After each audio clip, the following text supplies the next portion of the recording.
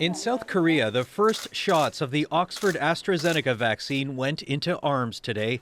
But as in other outlier countries like France, not in anyone over 65, because the supporting clinical trials didn't include enough seniors. So Health Canada had to ask the question. Would the benefits of getting the vaccine versus not getting the vaccine, could the benefits outweigh the risk? And the answer to that was yes. At the start of the pandemic, Oxford-AstraZeneca was considered the front-runner vaccine. Unlike Pfizer and Moderna, it uses a modified virus to trigger an immune response.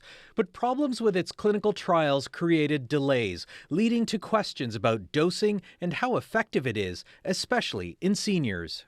I have no doubt whatsoever that this will work perfectly well in older people, and I think most people with any experience in vaccine science would say the same thing.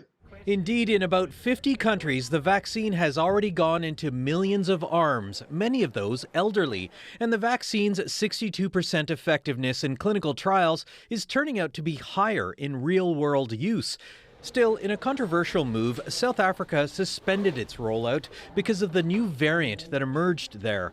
Preliminary results show the vaccine wasn't very effective at stopping people from getting mild or moderate symptoms, but that may not be the best measure of success. The best outcome it will be to prevent serious complications from the infection.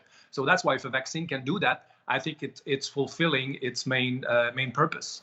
AstraZeneca is already working on reformulating its vaccine to address variants, but that'll likely be in later booster shots.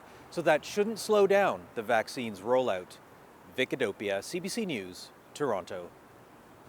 Let's bring in one of the people who was part of that approval process, Health Canada's Chief Medical Advisor, Dr. Supriya Sharma. And Dr. Sharma, there's reporting tonight that the United States is about to approve a fourth vaccine, the Johnson & Johnson one. What's the timeline for that in Canada? So the Johnson & Johnson vaccine is under review. We just received some final information today. So if all goes well and there's no issues with that information, we can expect to see a decision potentially in the next couple of weeks. And for now, of course, we have 3 vaccines approved here. Should Canadians be able to choose which one they get? So, if a vaccine is authorized by Health Canada, it means that it has met standards for safety, efficacy, and quality. Overall, the benefits outweigh the risks, and that it works in those areas that we really need it to. So preventing very severe COVID-19, preventing deaths from COVID-19. So there are no good and bad vaccines. So I would say to Canadians, when it's your turn and it's your time to get vaccinated, that you roll up your sleeves and that you take the vaccine that's offered to you. And that'll help all of us bring down the COVID-19 numbers across Canada, which is the most important thing that we're trying to do. Dr. Sharma, thank you very much. Thank you.